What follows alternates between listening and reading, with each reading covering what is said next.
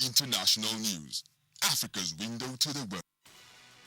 President Jonathan to attend 69th UN General Assembly, expected to deliver paper on threats of global terrorism. Cleric urges Nigerians to be patriotic, respectful and supportive of established authority.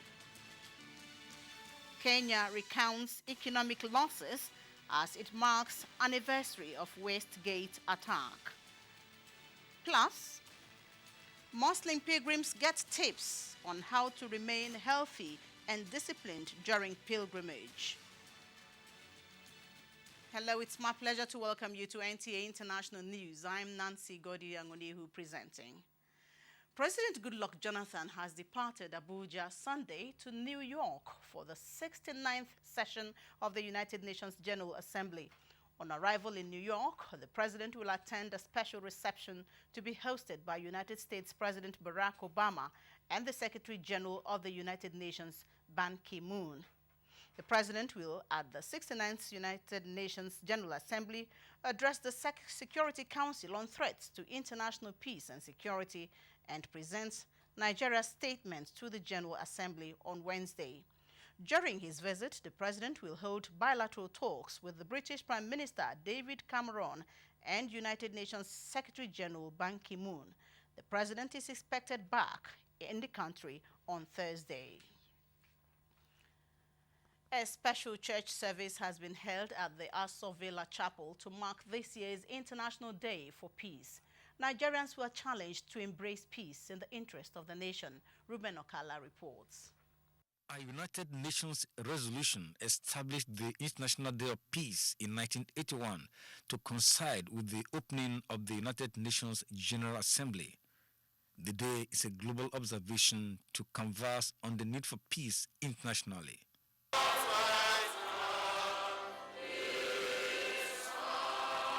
In his sermon at the Aso Villa Chapel, Reverend Father Anthony Ochibo says peace is crucial for development and urged Nigerians to eschew bitterness and rancor for peace to thrive in the nation. With my brothers and sisters who are searching for peace, if we proclaim the truth, if we stand by what is right, if we pay our vows, if we undergo the punishment and make our restitution, we will not be far away anymore from the promised land of peace. The day featured prayers for the first family, all arms of government, and the security situation. As the President of Nigeria, we say thank you. You remember there was a time that various parts of Nigerians were fighting the children of that Prince of Peace indeed. This year's celebration is with the theme, The Right of Peoples to Peace. In Abuja, Ruben Okala, NTA News.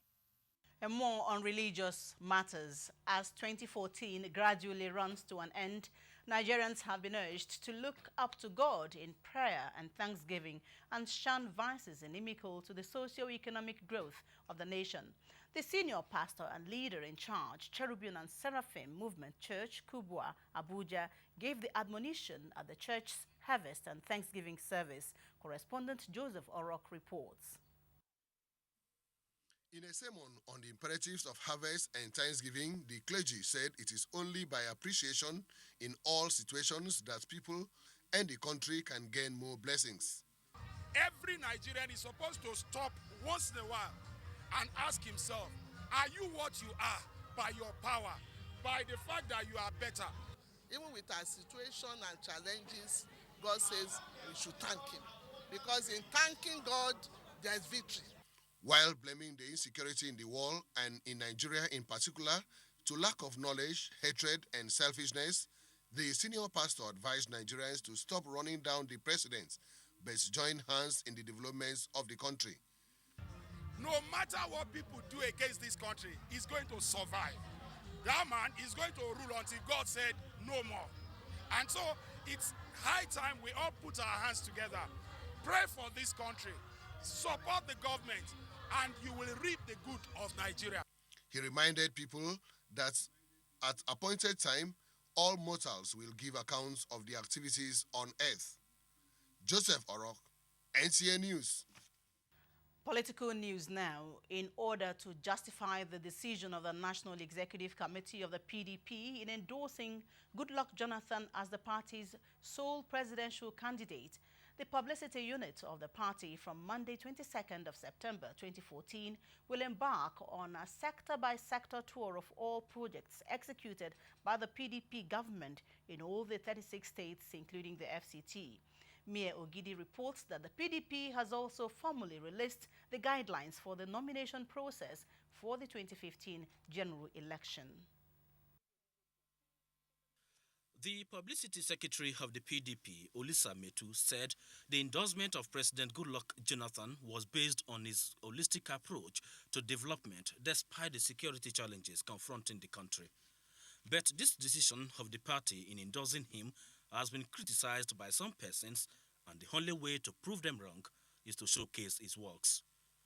There is no state, local government, or ward in Nigeria that has not been positively affected by projects executed by PDP government at federal, state, and local government levels.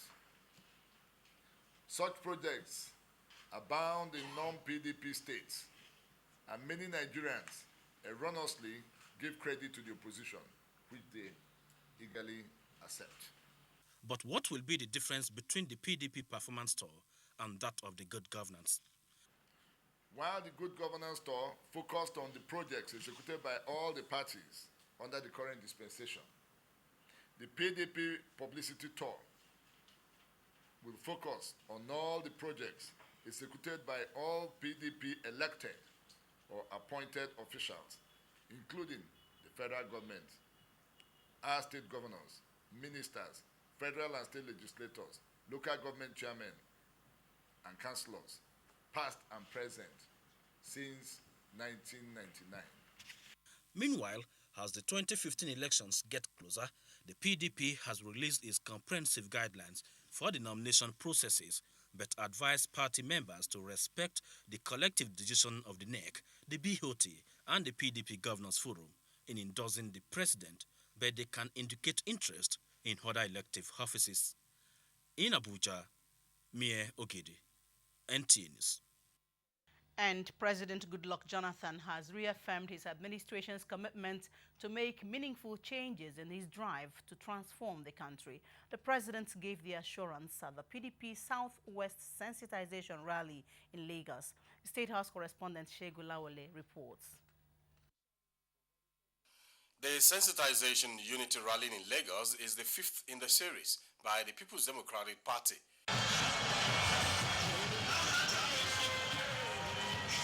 Tafa Balewa Square was filled to capacity with party loyalists from across the southwest zone of the country.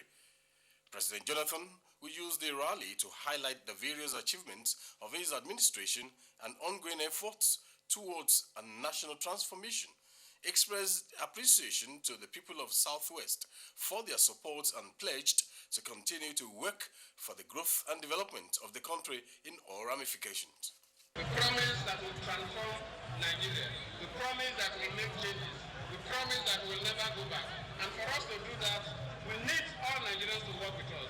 The national leadership of the party, including Vice President Namadi Sambo, Board of Trustees, the National Assembly leadership, were all optimistic that as the wind of change blows through the Southwest zone, PDP will provide the desired change from 2015.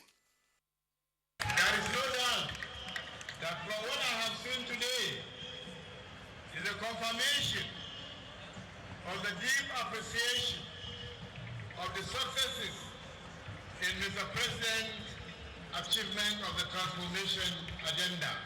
And I want to assure you that we have started recapturing our states, starting with the Ekiti state. By the grace of the Almighty God, I assure you, in the next election of 2015, we will not only recapture our own states that have been taken over by the opposition, but indeed, as I always said, my friend, Governor Fashola, we are coming. While the leadership of the PDP Governors Forum passed a vote of confidence in the leadership of President Jonathan, Ministers from the Southwest Zone solicited support of the people for the man whom they described as tested and trusted. The elections are on the way, like you did in 2011, when you supported Mr. President massively.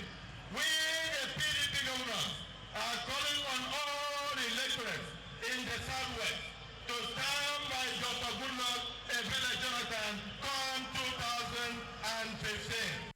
Some APC members were welcomed officially into the PDP fold at the rally by the national chairman Adamu Muhazu. From the Tafawa Balewa Square, Lagos, Segun Lawole, NTA News. And on the health scene, preparatory to the resumption of public and private schools in Cross River State, the State Ministry of Education has commenced training and sensitization of teachers and key stakeholders in the education sector on the prevention of the Ebola virus disease. Maureen Leo Ajom reports. Following the shift of resumption date of public and private schools to the 22nd of September 2014, mixed reactions have trailed the new resumption date for fear of the Ebola virus disease. Understanding the effect of such apprehension on the education system, the Cross River State Ministry of Education, in partnership with the Ministry of Health, organized a sensitization training on precautionary measures expected to be observed by teachers to prevent and combat the Ebola. The trained teachers are in turn expected to train other teachers in their various schools. The Cross River State Commissioner for Education, Professor Ofiong, said the situation is an emergency situation which requires collective responsibility from all stakeholders, including the parents. Besides the training of teachers, the Commissioner identified precautionary measures public and private schools must adhere to include inculcation of the culture of constant and regular hand washing with liquid soap, ensuring that there is steady supply of water in schools, procurement of temperature measuring equipment to ensure each child who comes to school is tested. Professor Ofiong said the school health policy is to be reviewed and charge stakeholders in the education sector to adhere to the precautionary measures, as failure attracts sanction, while reiterating commitment to guarantee a safe environment for the children. We expect that before school reopen on the 22nd, every school will have at least 2 of their staff or teachers trained. Secondly, we expect that there will be steady supply of water. Of course, has to be supported by the review of our school health policy so that we all can get back to the basis where school used to imbibe hygiene and proper sanitation. Cross River State Commissioner for Health, Professor Angela Oyo-Ita, said the Ministry of Health is engaging in active surveillance, noting that early diagnosis, prompt isolation should be the watchword for stakeholders in the fight against Ebola disease. She emphatically called on the teachers to ensure that parents take every sick child to the hospital and step up their basic hygiene. We need to ensure that the sanitary conditions of the school are rightly put in place.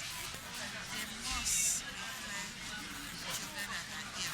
Discourage the children to come to school. And anyone that is here in school, they will take the child to the hospital.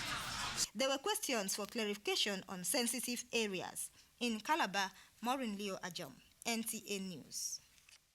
And still from Calabar, to check the incessant outbreak of disease in the country, the federal, state and local governments have been called upon to recruit and empower more environmental health officers to effectively discharge their responsibilities. Registrar, Environmental Health Officers Registration Council of Nigeria, Augustine ABCK, stated this at the thematic mandatory continuing education program held in Calabar. Correspondent Umo Basi Edet tells us more.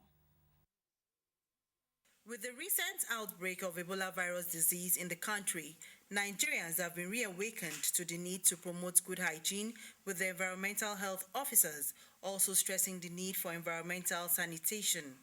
The health officer said it is time for government to adopt preventive health rather than the curative health being practiced now. The first person you see when you come out of the aircraft from international voyage is a health officer.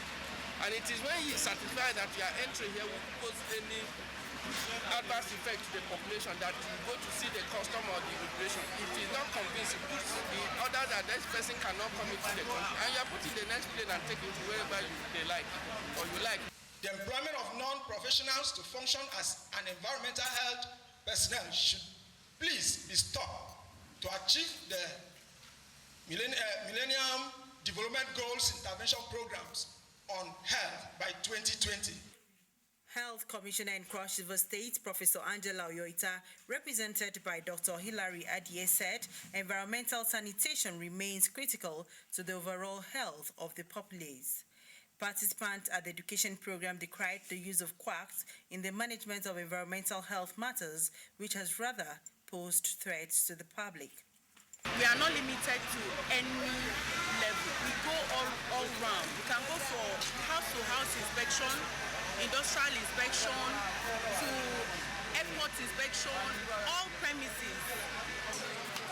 The essence is to detect nuisances, unhealthy practices or actions. The program aimed at promoting global best practices, exposed the health officers to professional ethics in environmental health practice, as well as pest and vectors control. In Calabar, Umar Basedet, NTA News. You are on to the news on NTA International, reaching you from Abuja, Nigeria's capital.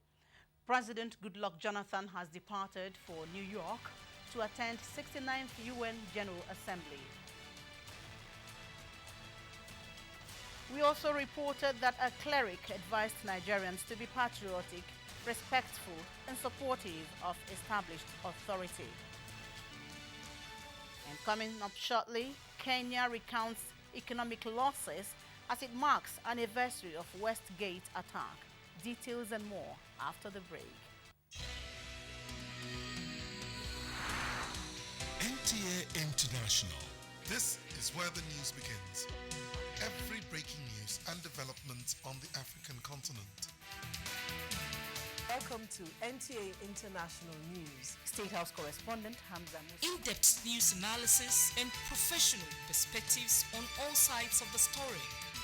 Experts say the issue of security national energies and resources must be mobilized to promote mass. Every day on NTA International, we take you inside Africa and the world. NTA International News. Africa as it is. An induction course to educate all intending international Muslim pilgrims on how to conduct and project themselves in Nigeria in Saudi Arabia and also perform an acceptable Hajj has opened in Abuja. The course is using scale modules of religious landmarks to teach them how to keep healthy on their trip and also avoid contracting and spreading any infections. Rashidat Mustafa Olagunju reports that head of the 2014 medical team was on hand with the latest health tips from Saudi Arabia. Adequate and appropriate knowledge is required to perform a successful Hajj, hence the need for stakeholders in Hajj operations to ensure that intended pilgrims are well equipped both mentally and physically for the holy rites. It's our responsibility as a ministry, now working in collaboration with the National Hajj Commission of Nigeria, to ensure that proper screening is instituted on all pilgrims, irrespective of where they're coming from. Either they are tour operator pilgrims or pilgrims coming from the state, we must screen all of them. And therefore, we're here today to ensure that we educate the pilgrims for them to actually let us all be on the same page. As we go along, we are going to have other knowledgeable people who will be putting them through, guiding them along the exercise throughout up to the last day. Some participants describe the lecture as quite educative. Very wonderful, in fact, very stimulating and thought-sharing experience. I find it very awesome because the more you learn, the more you are able to perform the Hajj ritual properly. Programs are taken through the theoretical and practical aspect of Hajj exercise. The induction course is holding under the auspices of the International Programs Hajj Committee, which is an umbrella body of the Hajj tour operators. About 10,000 Nigerian Muslims are performing the 2014 Hajj as international programs through the tour operators. In Abuja, Rashidat Mustafa Olaguju, NTA News. Security intensifies in Kenya as it marks a year since the deadly mall attack where about 67 people were killed. Chazalam Ekiye takes a look at security measures taken to secure East Africa's biggest economy from collapse.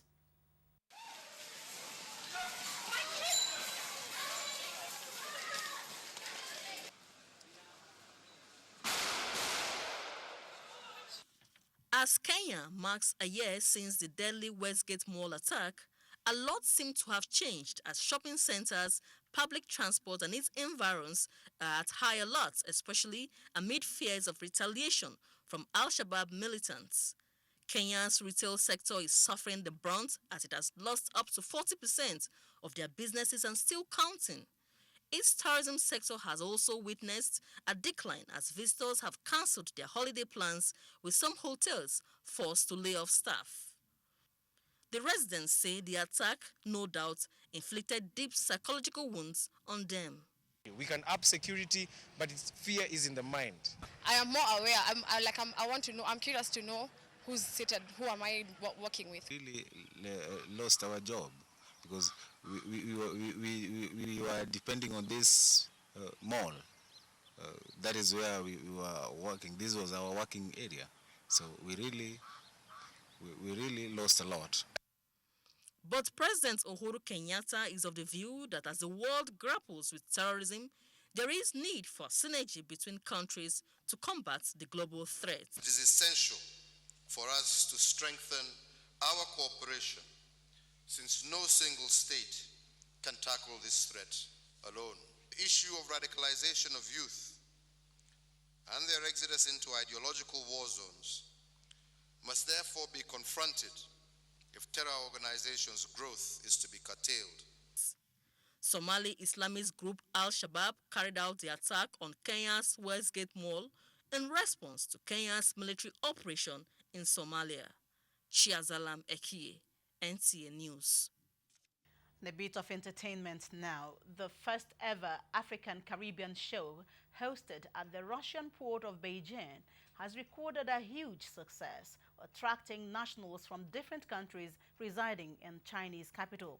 African show promoters say this show is very effective in enhancing friendship between Africa and others in the city. Julieta Aino reports.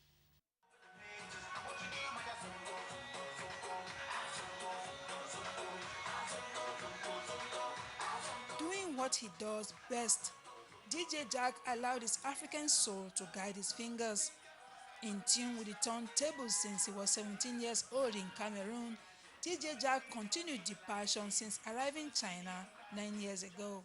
What is missing here is opportunity for people like me. If we have more opportunities, we are going to really like the place.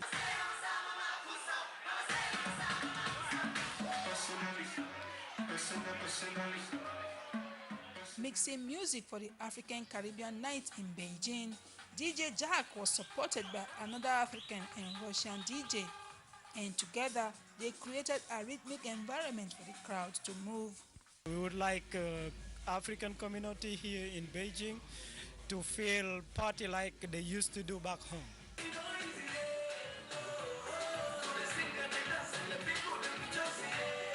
The night attracted not only Africans and Caribbeans, Chinese and Europeans also in tune and in step with African music all got their bags of the wall. A lot of things were organized to promote the African culture and the China-Africa relation. So I think it's a really good thing for both sides. I don't dance as well as Africans, but I try to do my thing. It's happening live in Chocolate. Chocolate Club in the Russian Quarter in Beijing is a Russian-owned club. Club management said they were happy to open their doors to host the Afro-Caribbean show. African African party is always interesting. It's amazing music, it's a lot of fun, and you know, African people, they dance amazing, they move amazing, and there's a lot of great energy. They all agreed that nights like this are sure to tighten the bond between Africans and other nationals resident in Beijing. From Beijing, China, Julieta Aino, NTA News. Africans, especially Nigerians, making their impacts felt in any part of the world that they are. Now sports. NFF Congress says election will hold on Tuesday next week in Calabar as Ivanovic wins WTF Pacific in Japan. Amanzi Marcos on sports update.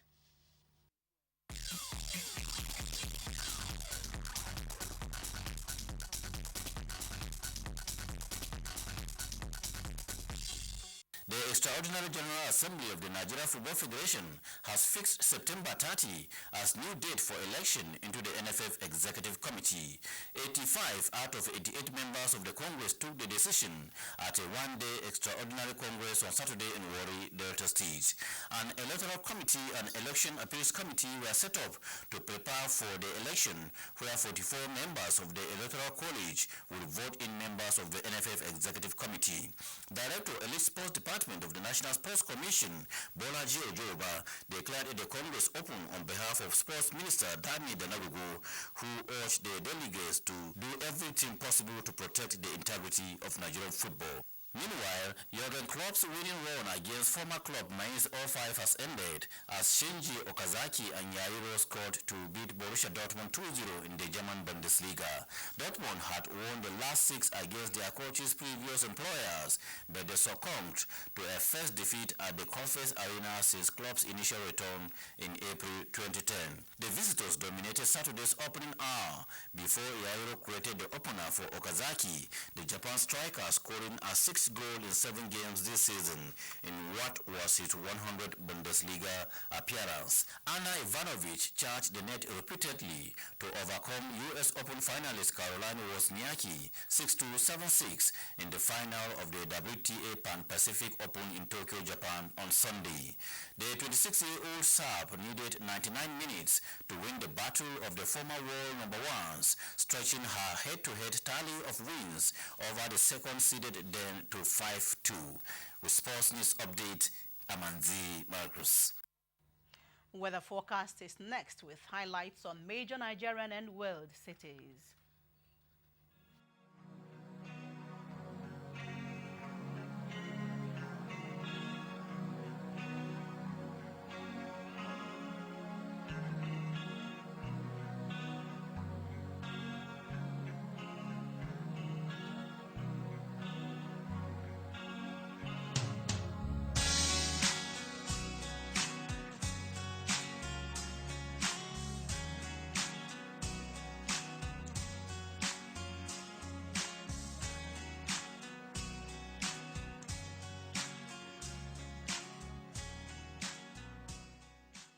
With the weather forecast, we round off the news. We thank you for watching.